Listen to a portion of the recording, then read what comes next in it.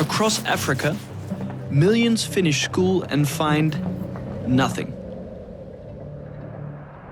In Uganda alone, hundreds of thousands enter the labor market each year to compete for just a fraction of formal jobs.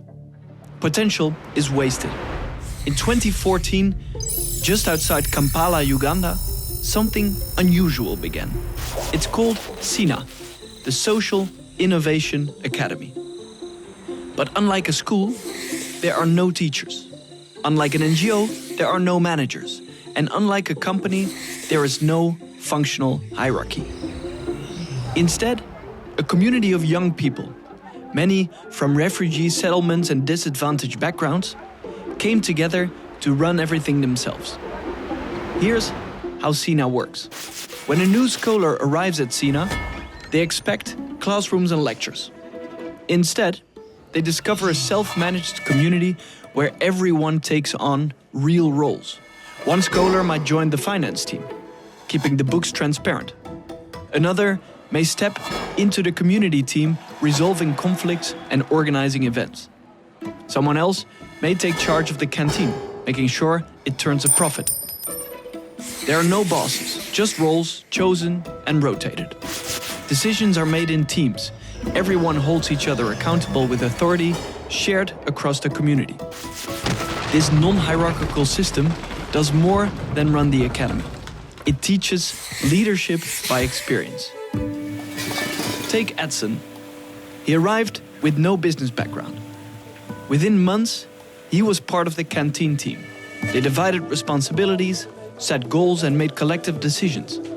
It became his training ground for entrepreneurship.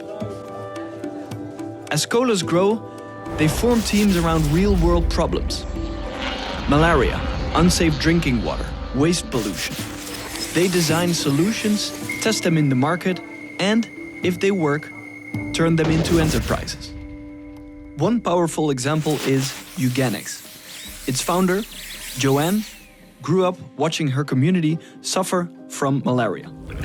At SINA, she and her team developed mosquito-repellent soap, a simple product with life-saving potential.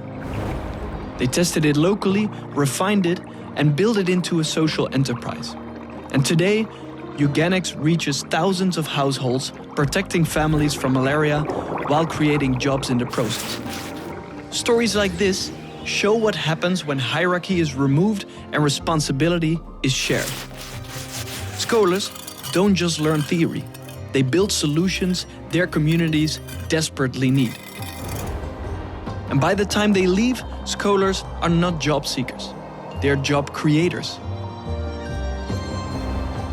Ventures like Uganix, Tusafishe with clean drinking water for schools, or Smart Kitchen with eco-friendly cooking fuel. In total, more than 120 enterprises have been launched through SINA, creating over 1,600 jobs.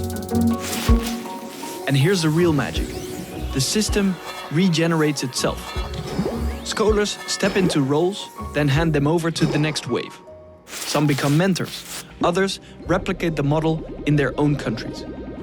That's why today there are 23 SINA hubs across 9 countries.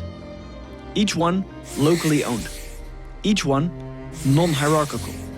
Each one training a new generation of entrepreneurs.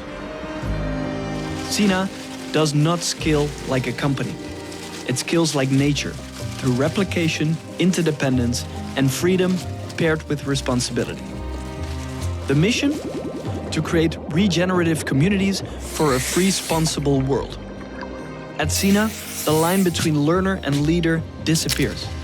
And out of that freedom, disadvantaged youth transform into social entrepreneurs who change their own lives and their communities.